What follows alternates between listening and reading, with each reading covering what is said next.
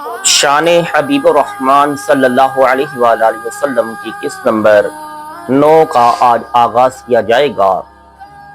اللہ تعالیٰ کا فرمان ہے قرآن مجید والفرقان حمید میں، وَقَذَلِكَ جَعَلْنَاكُمْ أُمَّةً وَسَطًا لِتَكُونُوا شُهَدَاءَ عَلَى النَّاسِ وَيَكُونَ الرَّسُولُ عَلَيْكُمْ شَهِيدًا۔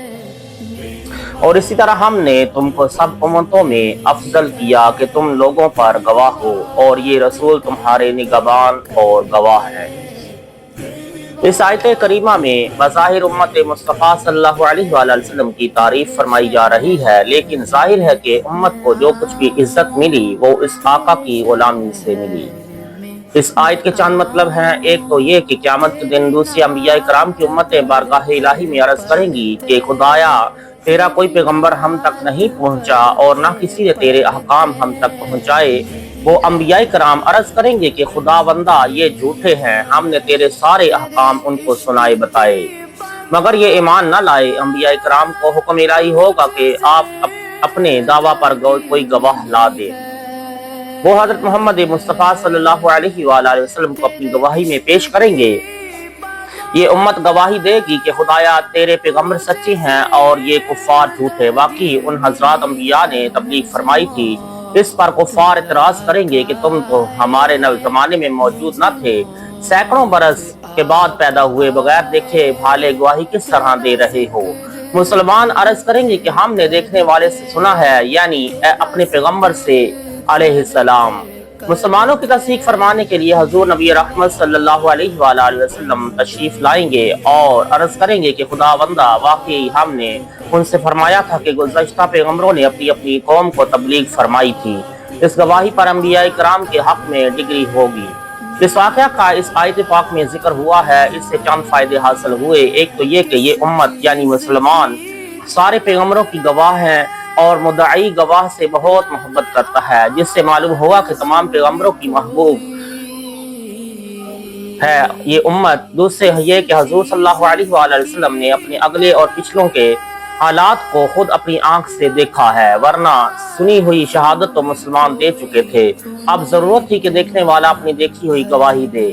اس لیے حضور صلی اللہ علیہ وآلہ وسلم کو معراج ہوئی تاکہ جنت دوزخ خدا کی ذات و صفات کی سب تو گواہی دیں سنی ہوئی۔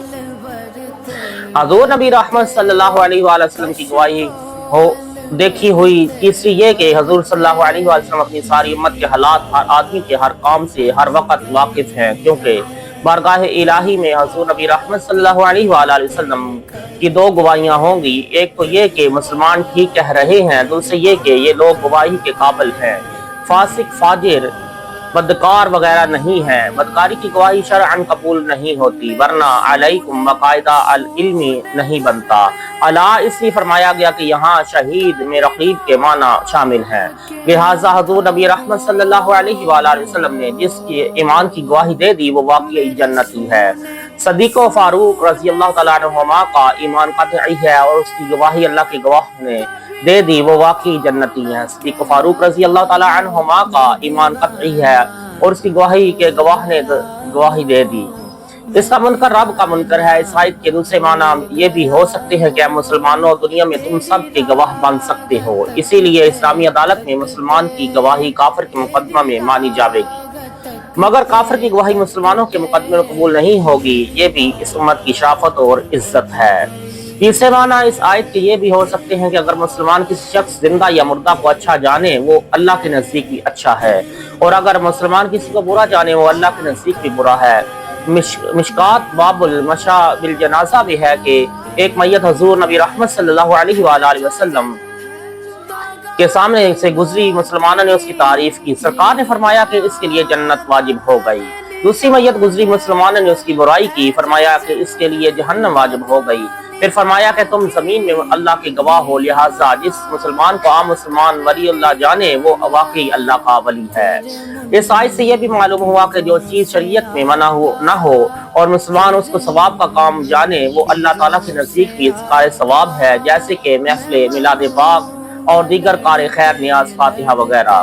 حدیث پاک میں ہے کہ یعنی جس کار خیر کو مسلمان اچھا سمجھیں وہ اللہ کے نزدیک بھی اچھا ہے، مسلمان ہر چیز میں اور دونوں جہان میں اللہ کے گواہ ہیں۔